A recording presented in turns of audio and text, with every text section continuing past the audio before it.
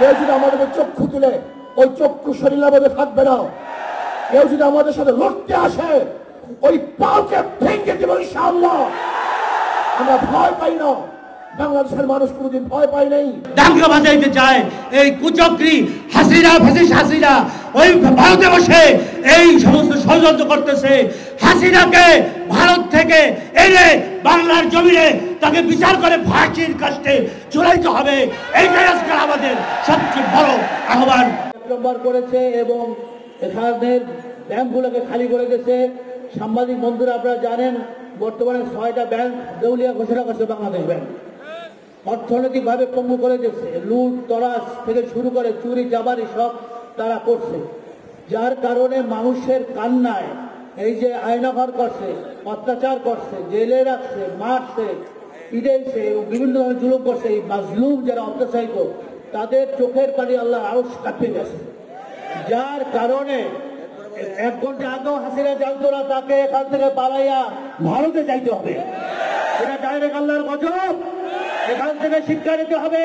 বাংলাদেশের প্রত্যেকটা আমলা, সচিব, জয়েন্ট সেক্রেটারি, অতিরিক্ত সেক্রেটারি, ডিসিএসপি এবং পুলিশের যারা, আর্মির যারা এই সরকার হাসিনা সরকারকে সহযোগিতা করেছে তাদেরকেও এই দুর্নীতিবাজ, এই ঘুষখোর তাদেরও বিচার করতে হবে বাংলার জন্য। আমরা বর্তমান অন্তর্বর্তীকারী সরকারকে বলতে চাই বারবার যে হাসিনা সরকারের যারা দুর্নীতিতে জড়িত, যারা দেশটা ডাকাতি করে শেষ করে দিচ্ছে, লুটপাট করে, তাদের এখনো বিচারের আওতায় আনা হয় না। তারা কিভাবে ভারতে পলায়ন করে চলে গেল, তারা কিভাবে গেল বর্ডার পার করে, সরকার এখানে কি করেছে। সরকারের উচিত এই যে দুর্নীতিবাদ যারা হাসিনা সরকার সহযোগিতা করেছে তাদেরকে এনে বিচারের সামনে সম্মুখীন করে তাদের বিচার করতে হবে। আপনারা জানেন যে চট্টগ্রামে যে আদালত পাড়ায় আলিফ, অ্যাডভোকেট আলিফকে ওখানে জবাই করে খুন করেছে স্থানের সদস্যরা, এই হিন্দু উগ্রবাদীরা।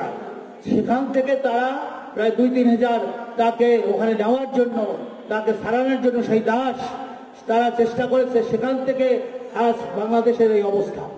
বাংলাদেশে সমস্ত ধর্মীয় সংখ্যালঘু থেকে শুরু করে আমাদের সম্প্রদায়ের সম্প্রীতি আমাদের বজায় আছে, কিন্তু এরা উস্কানি দিচ্ছে। বিশেষ করে ভারতের কিছু মিডিয়া তারা সম্পূর্ণ মিথ্যা নিউজ খবর প্রচার করে মানুষের ভিতরে, আমাদের ভিতরে, বিশ্বের ভিতরে উগ্রতা এবং উস্কানিমূলক তারা নিউজ করতেছে।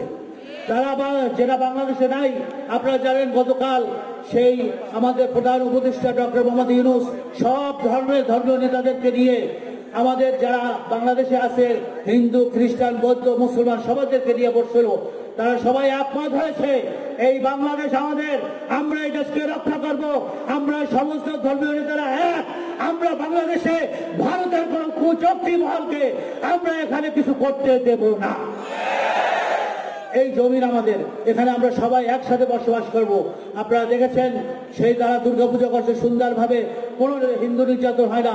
অথচ ভারতের সংখ্যালঘু মুসলমানদের উপরে নির্যাতন খুন হইতেছে, সেখানে কেউ কোনো কথা বলে না।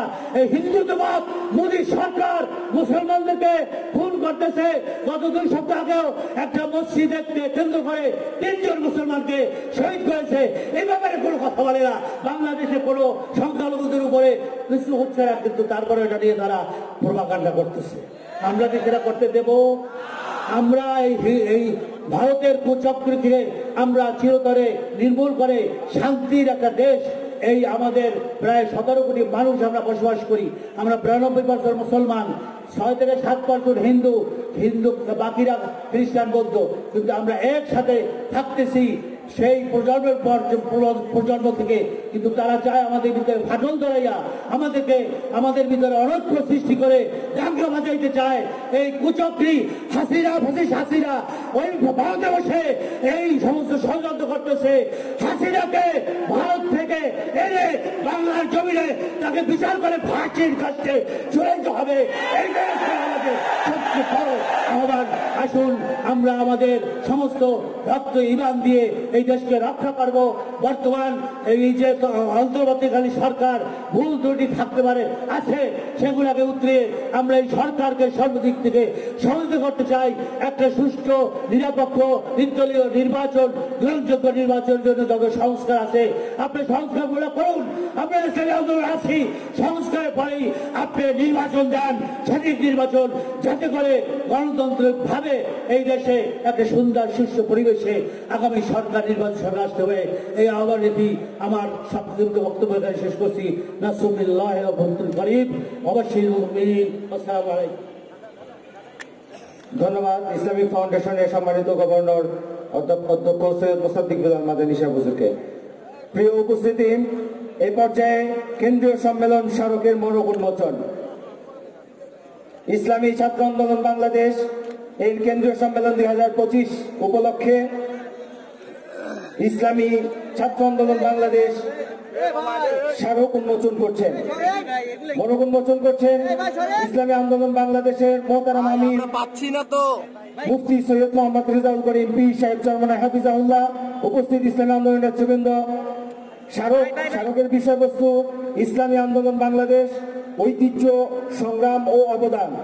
ইসলামী আন্দোলন বাংলাদেশের 4 দশকের পথ চলাকে সামনে রেখে সহযোগী সকল সংগঠনগুলোর কার্যক্রমকে এই স্মারকের মধ্যে অন্তর্ভুক্ত করা হয়েছে।